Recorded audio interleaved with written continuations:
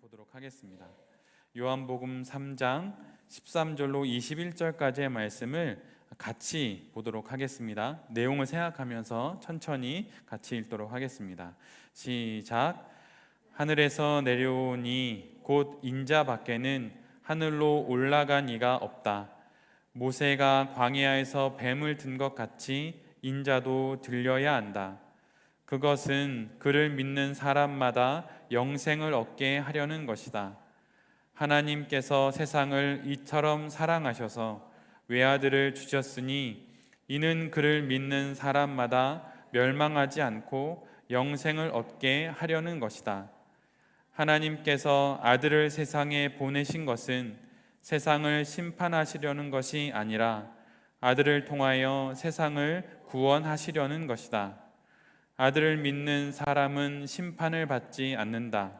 그러나 믿지 않는 사람은 이미 심판을 받았다. 그것은 하나님의 독생자의 이름을 믿지 않았기 때문이다. 심판을 받았다고 하는 것은 빛이 세상에 들어왔지만 사람들이 자기들의 행위가 악함으로 빛보다 어둠을 더 좋아하였다는 것을 뜻한다. 악한 일을 저지르는 사람은 누구나 빛을 미워하며 빛으로 나아오지 않는다. 그것은 자기 행위가 드러날까 보아 두려워하기 때문이다. 그러나 진리를 행하는 사람은 빛으로 나온다. 그것은 자기의 행위가 하나님 안에서 이루어졌음을 드러내려는 것이다. 아멘. 모두 자리에 앉으시겠습니다. 오늘은 요한복음 3장의 말씀을 가지고 영생, 땅에서 이룬 하늘의 일, 영생, 땅에서 이룬 하늘의 일이라고 하는 제목으로 함께 하나님 말씀을 나누도록 하겠습니다.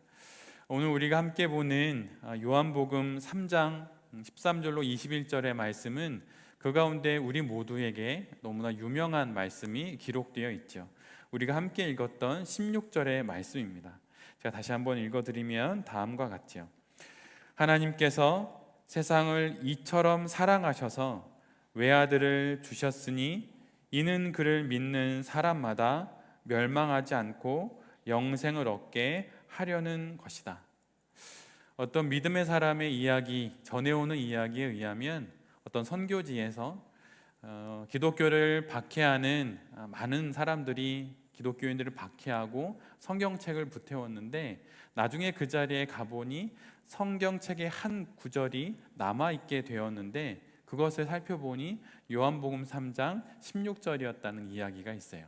그게 사실인지 사실이 아닌지 그것은 결코 중요한 건 아니고 그것이 말하는 이야기는 모든 성경을 줄이고 또 줄였을 때 마지막 한 구절이 남는다고 한다면 그것이 바로 오늘 우리가 함께 본 요한복음 3장 16절의 말씀이라고 하는 것이죠. 하나님께서 세상을 이처럼 사랑하셔서 외아들을 주셨으니 이는 그를 믿는 사람마다 멸망하지 않고 영생을 얻게 하려는 것이다. 이 말씀이 그런데 우리 모두가 알고 있듯이 니고데모와 예수 그리스도의 대화 가운데 예수님께서 하신 말씀이라고 하는 것을 우리 모두가 기억할 필요가 있어요. 그냥 어떤 자리에서 설교를 하는 자리 아니면 무엇인가 어떤 되게 논리적인 이야기를 하는 자리가 아니라 예수님이 누구이신지 하나님이 누구이신지 그리고 자신이 믿고 있는 그 믿음이 온전한 것인지 아닌지 궁금증을 가졌던 유대인의 지도자인 니고데모가 예수님을 만나러 와서 예수님과 나누는 대화 가운데 예수님께서 니고데모에게 해주신 그 대화의 한 부분이라고 하는 것을 우리 모두가 기억할 필요가 있습니다. 예수님께서 니고데모에게 해주시고 싶으셨던 이야기가 바로 이거라고 하는 거예요. 하나님께서 세상을 사랑하신다. 하나님께서 세상을 사랑하셔서 그의 외아들을 이 땅에 보내주셨다. 그리고 그 외아들을 믿는 사람마다 영생을 얻게 된다라고 하는 이 이야기를 지금 예수님께서 니고데모에게 해주시고 계신 거예요. 아마도 오늘 21세기의 니고데모라고 할 수 있는 우리 모두에게 만약 예수님이 찾아오신다면 예수님도 우리에게 동일한 이야기를 하시겠죠. 신앙이 너무 복잡하지? 신앙생활이 너무 어려운 것 같지? 근데 실은 그렇지 않단다. 신앙생활이란 이 땅을 향한 하나님의 마음이 사랑이라는 것을 알아야 한다. 그리고 그 사랑 때문에 2000년 전에 예수 그리스도를 이 땅에 보내주셨고, 그 예수 그리스도를 믿는 사람만이 오직 영생을 얻게 된다라고 하는 것을 너희들도, 우리 모두도 알아야 한다고 예수님께서 말씀해 주실 것입니다.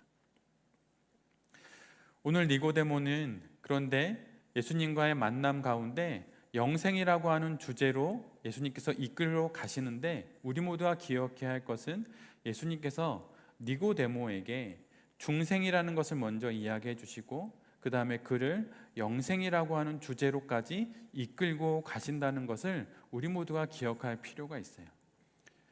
이 세상에 출생한 모든 이들은 인생을 살아가게 됩니다. 그런데 그 인생이 예수 그리스도를 만나서 하늘로부터 주어진 또 한 번의 인생인 중생을 얻게 되면 거기서 끝나는 것이 아니라 그 새로운 인생이, 그 중생이 영생으로까지 나아가야 한다고 하는 것을 지금 예수님께서 니고데모에게 말씀해주고 계신 거예요. 어떻게 다시 이미 장성한 어른이 된 내가 다시 태어날 수 있습니까? 라고 하는 그 질문에 예수님께서 니고데모에게 말씀하셨죠. 육의 일이 아니다. 이것은 영의 일이다. 이 영의 일을 통하여서 너가 거듭나야 한다.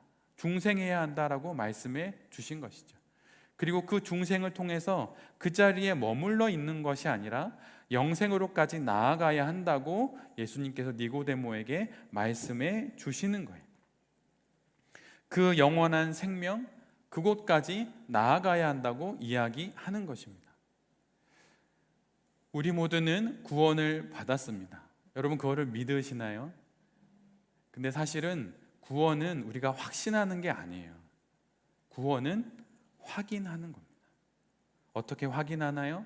나의 믿음으로 내가 믿습니다, 믿습니다 이렇게 말하면서 나의 구원을 확인하는 게 아닙니다. 나를 위하여 행하신 하나님의 그 구원의 역사를 바라보면서 그 하나님의 행하신 그 일을 확인하는 것을 통해 우리가 내가 구원받은 것을 알게 되는 거예요. 나의 구원을 향한 나의 믿음이 자꾸 흔들리는 이유는 무엇일까요? 그걸 자꾸 구원을 확신하려고 하기 때문이에요. 내 안에 구원을 향한 믿음이 있는지, 믿습니다 할 수 있는 그 믿음이 내게 있는지 나를 자꾸 들여다보니 그것이 자꾸 흔들리게 되는 거죠. 구원은 내게 있는 것이 아닙니다. 구원은 받는 거예요. 받는다는 건 주시는 분이 있다고 하는 것이죠. 그분이 주셨으면 내게 있는 것입니다.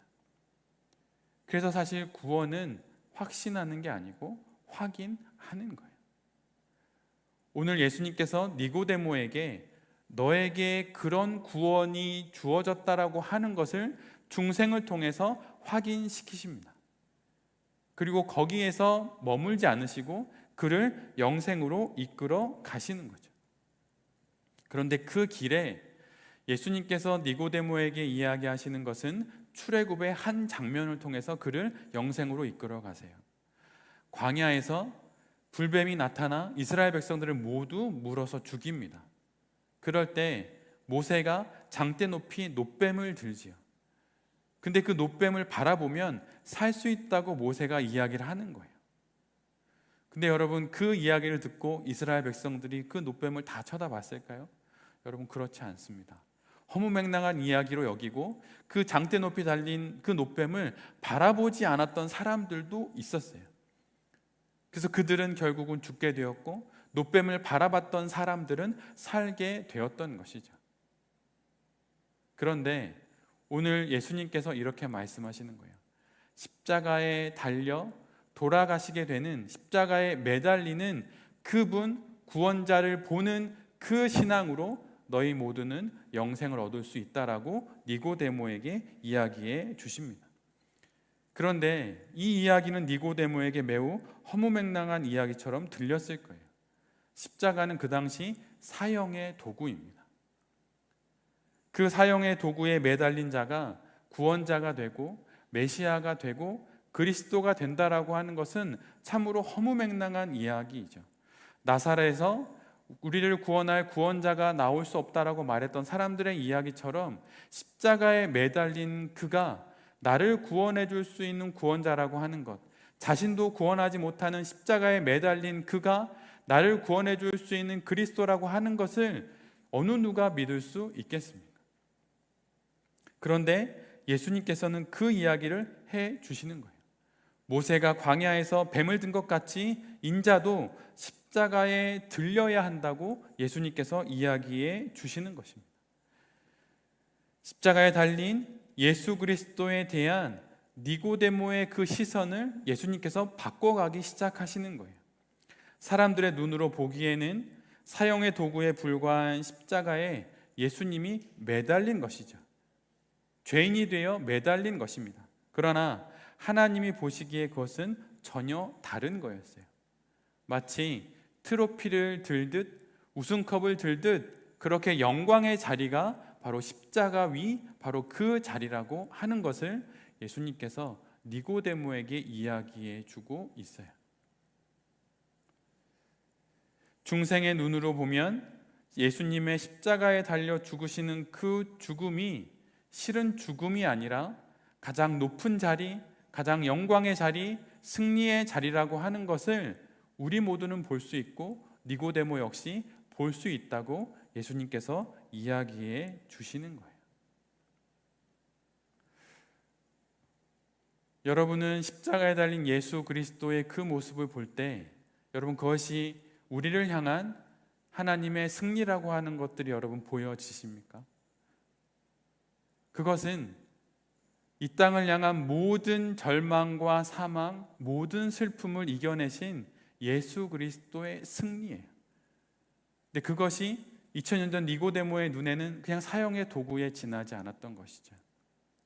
그런데 예수님께서 그 이야기를 중생을 경험한 중생의 메시지를 전한 니고데모에게 전하고 있다고 하는 사실이 매우 중요한 부분이에요. 오늘도 주님께서 우리에게 그 이야기를 해 주시는 것입니다.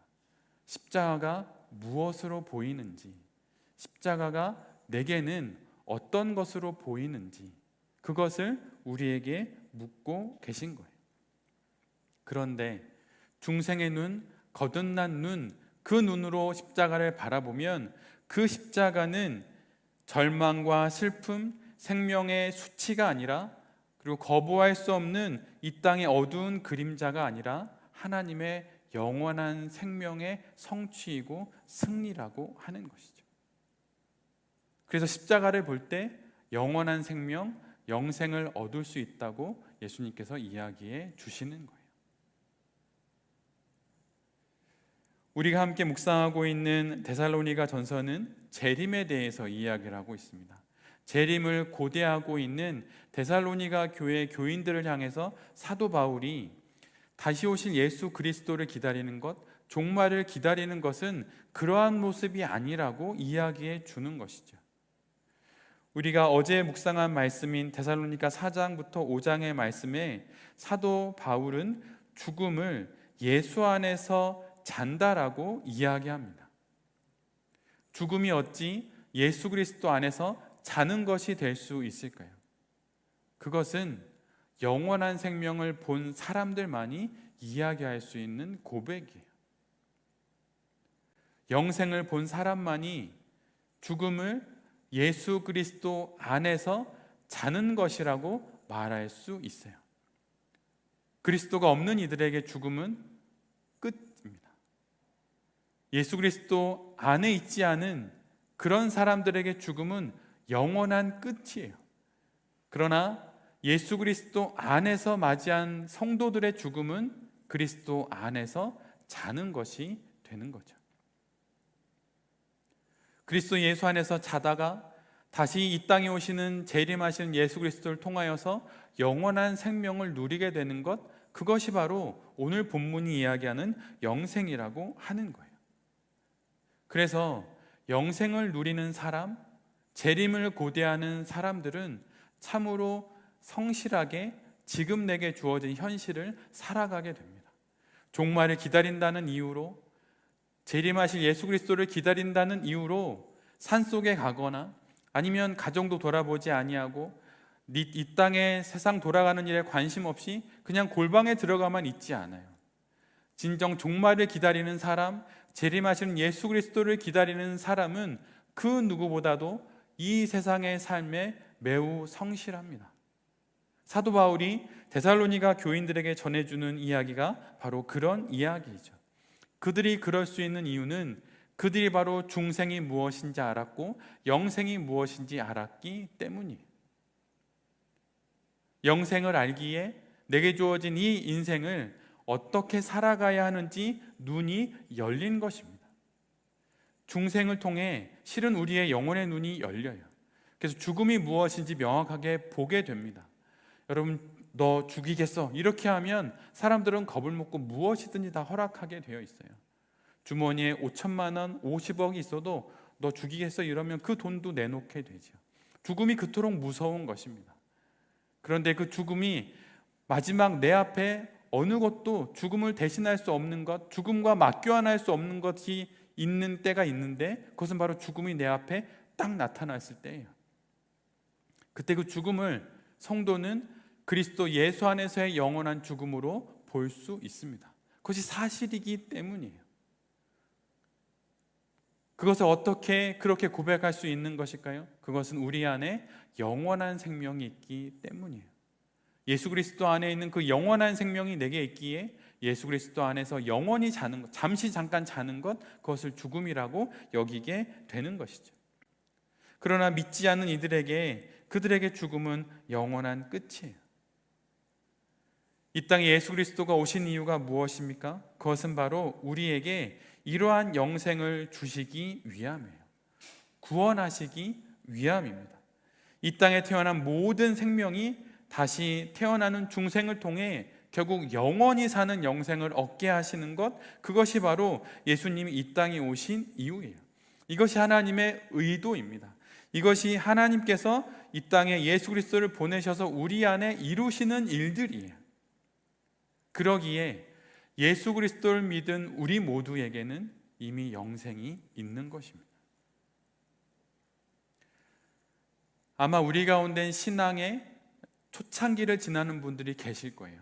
그러면 이 이야기가 잘 믿어지지 않고 잘 이해되지 않을 수 있습니다.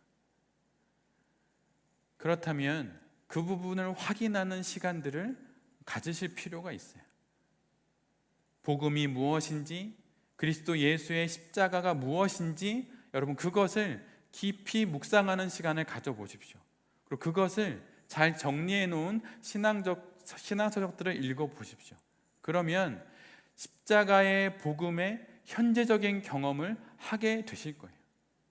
그럼 그것을 통해서 구원이라 하는 것은 내가 확신하는 것이 아니라 내 앞에 벌어진 그 사건을 확인하는 것을 통해서 내가 그것을 받아들임으로 구원받는다고 하는 것을 알게 될 것입니다. 그것이 중생이에요. 그리고 그 다음에 영생의 삶을 살아가는 것입니다. 사도 바울이 사실은 기독교 신앙에 있어서 아주 중요한 일을 많이 했어요. 신약 성경의 절반 이상을 쓴 사람이 사도 바울이죠.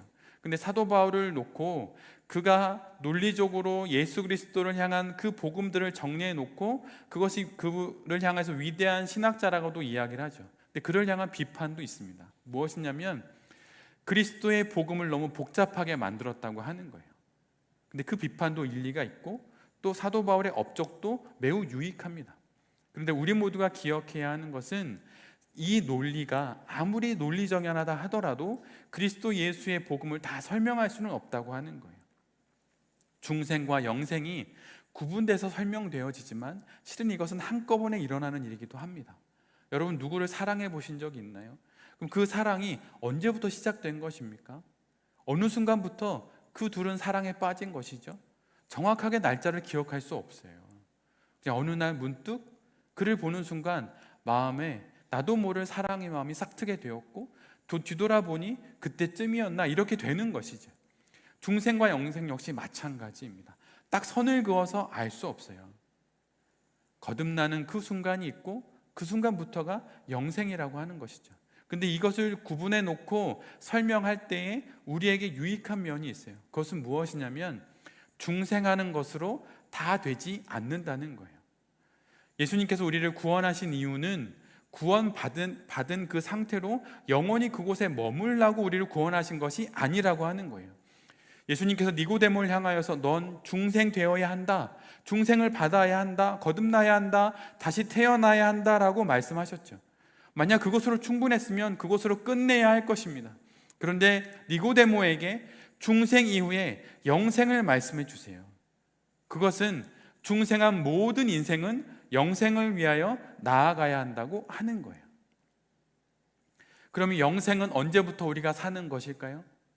많은 성도님들에게 영생은 언제부터 누리는 것입니까? 라고 물어보면 대부분 이렇게 이야기해요. 영생, 그 영원한 생명은 미래의 어느 한 지점부터 내가 죽은 이후부터 누리는 것이라고 이야기를 합니다. 그런 생각을 하게 되는 이유가 있어요. 그것은 무엇이냐면 우리 인간에게는 세 가지의 시제가 있기 때문이에요. 이미 내가 지나온 과거가 있고 내가 살고 있는 현재가 있으며 내가 어느 날 맞이하게 되는 미래가 있기 때문이에요. 시간 속에 살아가는 우리에게는 그렇게 세 개의 시제가 있는 것이죠.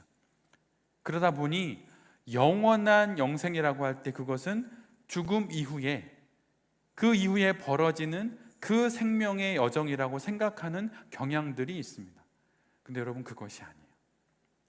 성경이 말하는 영생이란 나의 과거, 현재, 미래를 모두 포함하는 것입니다. 예수님이 나를 구원하셨다고 하는 것, 내게 영생을 주셨다고 하는 것은 그 영생에 내가 살아왔던 지난 인생의 과거도, 내가 지금 살고 있는 나의 현재도, 내가 앞으로 살게 될 나의 미래도 모두 예수 그리스도가 말씀하신 그 영생에 편입되었다고 하는 거예요.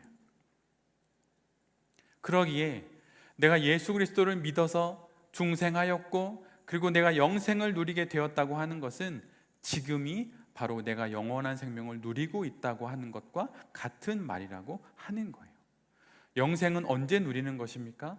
지금 누리는 거예요. 영원한 생명은 언제 누리는 것입니까? 지금 누리는 거예요. 그리고 내가 알지 못할 나의 미래, 바로 그 시간도 이미 하나님의 영생 가운데, 영원한 생명 가운데 이미 편입되어 있어요. 그리고 지금 내가 겪고 있는 나의 수많은 사건 역시 우리 주 예수 그리스도가 내게 베푸신 영생 가운데 편입되어 있는 것입니다. 그리고 내가 이미 지나온 나의 과거의 그 역사조차도 이미 하나님의 영생 가운데 편입되어 있는 거예요. 영생을 얻게 되었다, 구원받았다라고 하는 그 말이 혹 여러분 이렇게 이해되십니까? 나의 삶의 사건과 나의 모든 상황들은 그대로인데 나만 쏙 빼서 나를 마치 영원한 생명으로 하나님께서 넣어주신 것처럼 그렇게 생각이 되시나요? 여러분 그것이 구원이 아니에요. 예수님이 구원하셨다고 하는 건 이 나의 삶의 현장 가운데 있는 나뿐만 아니라 나의 사건들도, 내가 겪고 있는 여러 사연들도 하나님께서 구원하셨다는 뜻이에요. 그래서 이러한 신앙 고백을 할 수 있는 것입니다. 내게 주어진 모든 삶의 사건들이 결국은 합력하여 선을 이루게 되었다라고 하는 고백을 할 수 있는 이유는 그 사건들조차도 하나님께서 구원하셨기 때문입니다. 분명 우리 가운데는, 우리 모두는 어쩌면 내가 겪었던 과거의 그 사건이 하나님의 구원 사건이라고 말할 수 없는 일들이 분명 있을 거예요. 그런데 내가 하나님의 영생을 얻었다고 하는 건 그 사건조차도 하나님께서 그 영생을 얻기 위한 당신의 일로 편입시키셨다는 그 말과 같은 이야기입니다. 지워버리고 싶은 사건이 있고 없었으면 좋았을 그런 사건이 있을 수 있죠. 제게도 있습니다. 그런데 그 사건들이 내가 하나님을 믿어, 예수 그리스도를 믿어 영생을 얻게 되는 그 순간 그 일들조차도 이미 하나님의 영생에 편입된 사건이 되었다고 하는 거예요. 그리고 이후로 겪게 될 많은 사건들도 이미 하나님의 영생에 편입돼 있는 것입니다. 영생을 얻었다고 하는 건 나만 쏙 빼내어서 하나님 하늘나라의 천국에 들어가는 게 아니에요. 휴거가 아니에요. 그래서 실은 신앙은 초월하면서 인생을 살아 결국 하나님 품에 영원히 안기게 되는 것이 아닙니다. 신앙은 마치 포월하면서 가는 거예요. 내게 다가온 모든 사건들을 온몸으로 기어가면서 한 곱이 한 곱이 넘어가는 것이죠. 그래서 신앙생활이 깊어지면 깊어질수록 매우 현실을 잘 살아내려고 부단히 노력하게 되어 있어요. 여러분의 신앙생활은 어떠신가요? 혹시 신앙생활하면서 이 사건은 내게 없어야 하는 사건이라고 말하면서 던져버리고 외면하면서 그렇게 그냥 살아가십니까? 신앙은 오히려 직면하게 합니다. 그것을 받아들이게 해요. 그리고 그것을 신앙으로 해석하고 그것을 해결하면서 지나가게 하는 것이죠. 그래서 칼바르트가 했던 기도문 중에 다음과 같은 기도가 있어요. 모두 보게 하소서라고 하는 제목의 기도문인데, 그 기도문의 맨 마지막은 다음과 같은 기도로 끝나요. 한번 잘 들어보십시오. 성부와 성자와 성령께 태초에 계셨고 지금도 계시며 영원히 계실 당신께 영광을 돌립니다. 아멘. 칼바르트가 한 이 기도의 중요한 대목은 이거예요. 태초에 계셨고 지금도 계시며 영원히 계실 당신께 영광을 돌립니다. 아멘. 태초에 계셨던 그 하나님께서 우리의 과거에도 계셨습니다. 그리고 지금도 계신 그 하나님께서 나의 현재에도 계신 거예요. 그리고 장차 오실 그 예수님께서 우리의 미래에도 계신 거예요. 이것을 모두 보게 되는 것, 그것이 바로 성도의 영혼의 눈이라고 하는 것이죠. 성도의 눈이 바로 이러한 것에 뜨여져야 합니다. 영생이라고 하는 건 단순히 생명의 연장이 아니에요. 중생이 단순히 다시 태어나는 것이 아니듯 영생은 단순히 생명이 연장되는 것이 결코 아닙니다. 중생이란 하늘로부터 다시 태어나는 거예요. 전혀 다른 인생을 시작하게 된 것입니다. 여러분, 그래서 사실은 예수님 안 믿고 90이 됐다가 예수님을 믿어서 1년 살다가 91세에 하늘나라로 갔다면 그는 어쩌면 이 땅에서 1년만 산 것일 수 있어요. 물론 앞에서 이야기한 것처럼 예수님을 믿는 순간 예수님을 믿지 않았던 90년의 그 인생도 하나님께 편입되어 91년에 산 것일 수 있지만, 어찌 보면 예수님을 믿어 살게 된 그 1년만큼이 정말 성도다운 삶이 아니었을까요? 그래서 실은 그에게는 단 1년만, 한 살만 이 땅 가운데 성도답게 산 거예요. 얼마나 안타까운 인생입니까? 그런데 예수님을 믿어서 만약 지금부터 우리가 우리의 인생을 산다면 어쩌면 우리는 예수님을 믿고 80, 90 그렇게 인생을 살아가게 되는 것이죠. 그러기에 중생이라고 하는 건 이 땅에서 다시 한번 인생을 그냥 또 한 번 살게 된 것이 아니에요. 하늘로부터 다시 한 살이 되어서 다시 사는 것, 그게 바로 중생이라고 하는 거예요.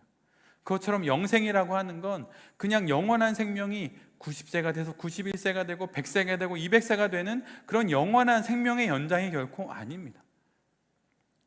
영생이라고 하는 것은 하나님과 함께 내게 주신 그 영원한 생명을 주님과 함께 살아가는 거예요. 그리고 그 삶을 죽음 이후에 먼 미래에 살아가는 것이 아니라 바로 지금 여기서 영생을 사는 거예요. 영생을 언제 사는 것입니까? 중생한 이후 지금부터 우리가 영생을 사는 거예요. 그럼 죽음은 무엇일까요? 그 영원한 생명을 온전히 누리게 되는 바로 그 문이 바로 죽음이라고 하는 거예요. 여러분, 믿지 않는 사람들의 장례식에 가보신 적이 있으신가요? 그리고 믿는 이들의 장례식에 가보신 적이 있으신가요? 완전히 다릅니다. 믿는 이들의 장례식에 선포되는 하나님의 말씀처럼 천국으로 보내는 환송 예배가 돼요. 그래서 어느 분은 장례식에 오실 때 일부러 화려한 넥타이를 메고 오신다는 분도 저는 만나본 적이 있어요. 왜? 이 육체의 속박을 벗고 이제 온전히 하나님과 함께 사는 영원한 생명을 누리게 되었는데 왜 슬퍼하냐고. 그래서 화려한 넥타이를 메고, 그리고 검은색 짙은 곤색 그런 옷이 아니라 화려한 다른 색깔의 옷을 입고 장례식장에 오시는 분도 본 적이 있습니다. 어떻게 보면 그것이 더 맞는 이야기일 수 있어요. 그것처럼 영원한 생명을 누린다고 하는 것이 지금 우리가 누리는 삶이라면 여러분 지금부터 여러분 주님 앞에서 여러분 정말 화려한 인생을 사십시오. 주님께서 우리를 사랑하셔서 우리에게 주신 그 영생을 누리면서 여러분 정말 화려한 인생을 사십시오. 세상이 보기에 화려한 것이 아니라 하나님이 보기에 화려한 인생, 하나님 보기에 정말 아름다운 인생, 그 인생을 여러분 지금부터 사십시오. 그 영생이 지금 우리에게 시작되었고 우리가 그것을 지금 누리고 있는 거예요. 매주일 우리가 이렇게 예배를 드리며 하나님 앞에 나와서 하나님의 말씀을 듣고 하나님께 찬양으로 영광 돌려드리고 기도하고 또한 우리가 하나님께 예물을 드리고 하는 이 모든 일들이 실은 무엇일까요?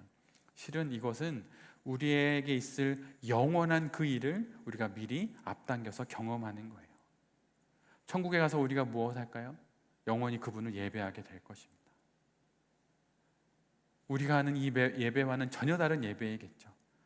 더 뛰어난 하나님을 정말 온전히 찬양할 수 있는 많은 이들과 함께 우리는 찬양하게 될 것이고, 하나님의 말씀을 우리가 직접 듣게 될 것이고, 성령 하나님의 임재를 우리는 그 가운데서 직접 보게 될 거예요.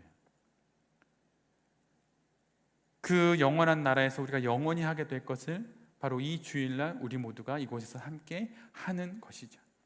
이 세상을 살아갈 처세술을 배우는 것이 아닙니다. 이 세상에서 내가 겪은 여러 어려움들을 위로받는 자리가 아니에요. 물론 그런 것도 있지만 그 이상이라고 하는 거예요. 영원한 생명, 그 영원한 영생의 삶 가운데 우리가 하게 될 그 일을 오늘 이곳에서 하는 거예요. 그리고 그것을 내가 지금 하고 있고 누리고 있다는 것을 이곳에서 알게 되는 것이죠. 요한복음 17장 1절로 3절에 이런 말씀이 있어요. 여러분 잘 한번 들어보십시오. 예수님께서 이 말씀을 마치시고 눈을 들어 하늘을 우러러보시고 말씀하셨다. 아버지, 때가 왔습니다. 아버지의 아들을 영광되게 하셔서 아들이 아버지께 영광을 돌리게 하여 주십시오. 아버지께서는 아들에게 모든 사람을 다스리는 권세를 주셨습니다. 그것은 아들로 하여금 아버지께서 그에게 주신 모든 사람에게 영생을 주게 하려는 것입니다. 바로 십자가의 사건이죠. 그 예수 그리스도를 보고 그리스도라고 메시아라고 구원자라고 고백할 때 모든 이들이 영생을 누리게 하는 그 일이 영광받는 일이라고 이야기하세요. 그리고 나서 예수 그리스도께서 이렇게 말씀하십니다. 영생은 오직 한 분이신 참 하나님을 알고 또 아버지께서 보내신 예수 그리스도를 아는 것입니다. 우리에게 익숙한 개역 개정은 이렇게 번역해 놓고 있어요. 영생은 곧 유일하신 참 하나님과 그가 보내신 자 예수 그리스도를 아는 것이니라. 영생이 무엇입니까? 영원히 사는 것이에요. 근데 그것의 또 다른 의미가 무엇입니까? 영생이란 참 유일하신 참 하나님과 그분이 보내신 예수 그리스도를 아는 거예요. 우리 모두는 참 하나님을 알지 않습니까? 우리 모두는 그분이 보내신 예수 그리스도를 알지 않나요? 그러기에 우리에게 영생이 있는 거예요. 영생은 어느 인간이 우리에게 줄 수 있는 것이 결코 아니에요. 이단에 빠질 이유가 전혀 없어요. 그 사람의 말이, 이단 교주의 이야기와 어떤 신학적 교리가 우리에게 영생을 주는 게 아니에요. 영생은 유일하신 참 하나님과 그분이 보내신 예수 그리스도를 아는 것으로 우리 모두가 얻게 되는 거예요. 우리가 확신하는 게 아니에요. 확인하는 것입니다. 하나님을 보고 하나님이 보내신 예수 그리스도를 알고 그것을 통해서 얻게 되는 것이 영생이라고 하는 거예요. 이것만 우리에게 확실히 있다면 여러분, 우리에게는 이 땅을 살아갈 충분한 힘이 있는 거예요. 고난이 없거나 역경이 없거나 슬픔이 없거나 때로는 기쁨을 누리지 않아야 하거나 그런 것이 결코 아닙니다. 참 하나님을 알았다면 여러분, 참 기쁨이 무엇인지를 아는 거예요.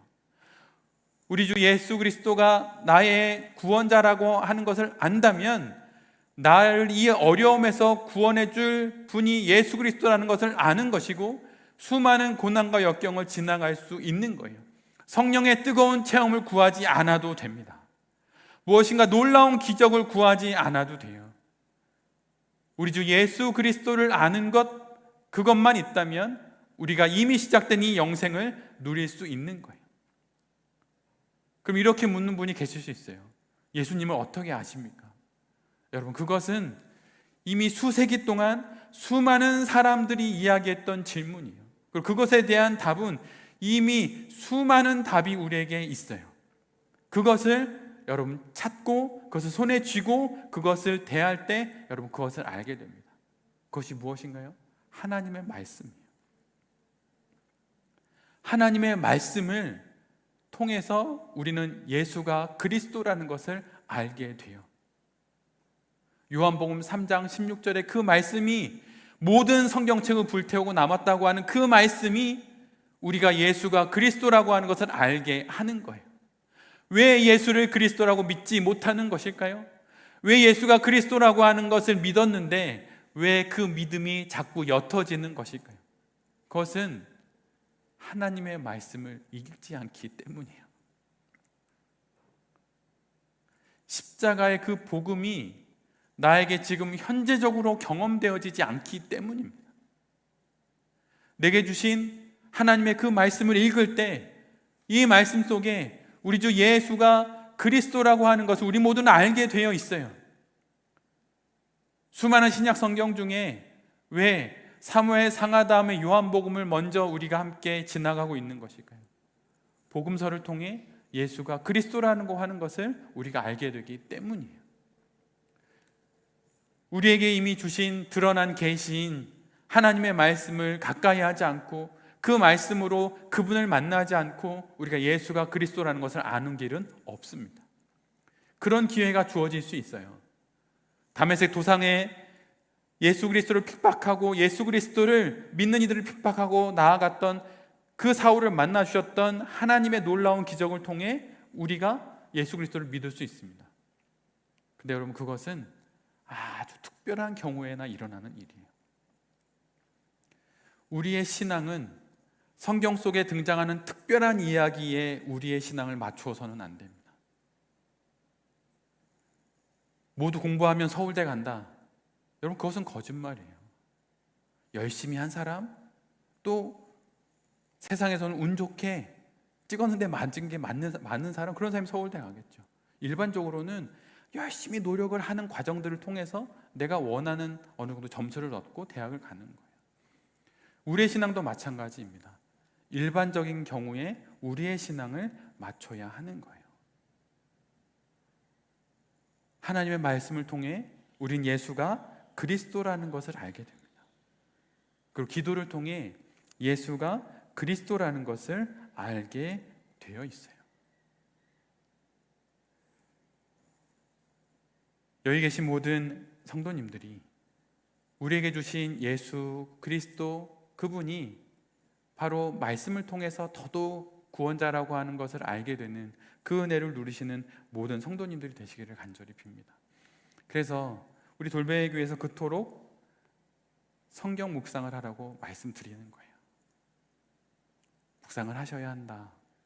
그래야 예수가 그리스도라는 것을 알게 된다 이야기하는 것이죠. 오늘 우리가 함께 보는 요한복음 3장 16절과 17절의 말씀을 보면 예수님께서 이 땅에 오실 때 하나님께서 이 세상을 사랑하셔서 예수 그리스도를 보내셨다고 이야기합니다. 여러분, 무슨 일을 겪든 어떤 사건을 만나든 하나님께서 나를 벌하시지 않으시고 나를 사랑하신다고 하는 것을 여러분 잊지 않으시기를 간절히 빕니다. 하나님 우리를 사랑하세요. 여러분, 그 사랑을 언제 가장 크게 경험할 수 있을까요? 실은 우리가 죄인이었을 때 그것을 가장 크게 경험하게 됩니다. 내가 큰 죄를 지었을 때 그때 나를 향해서 용서해 주시는 그 하나님의 사랑을 통해 하나님의 그 크신 사랑을 경험할 수 있어요.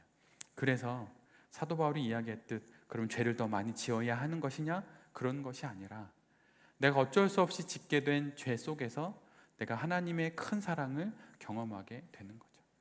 그래서 우리에게 주신 하나님의 말씀 가운데 이 말씀이 있는 거예요.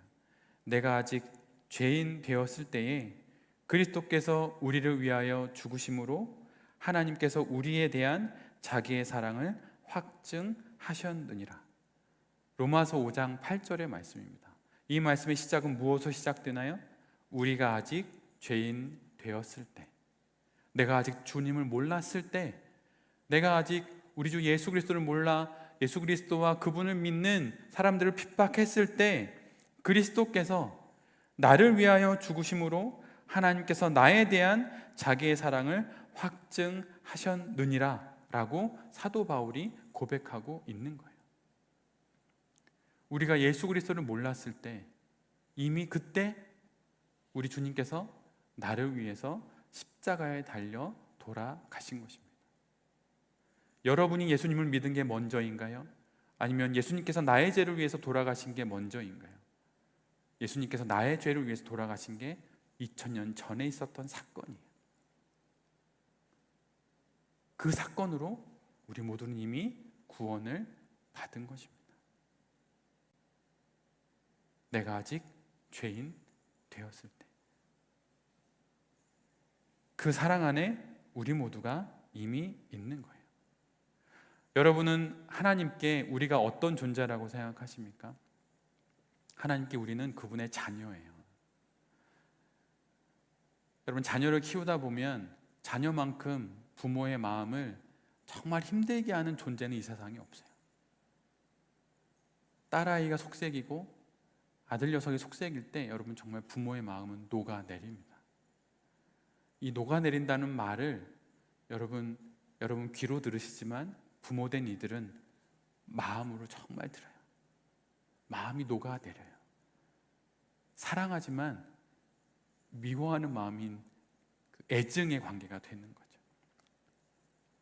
보채는 아이를 밤새 젖을 물리고 또 컸는데 말대꾸하고 이런 아이를 키우면서 받을 수 있는 스트레스와 온갖 힘듦은 그 자녀로부터 다 겪습니다. 근데 여러분 정말 아이러니한 건 무엇인지 아세요?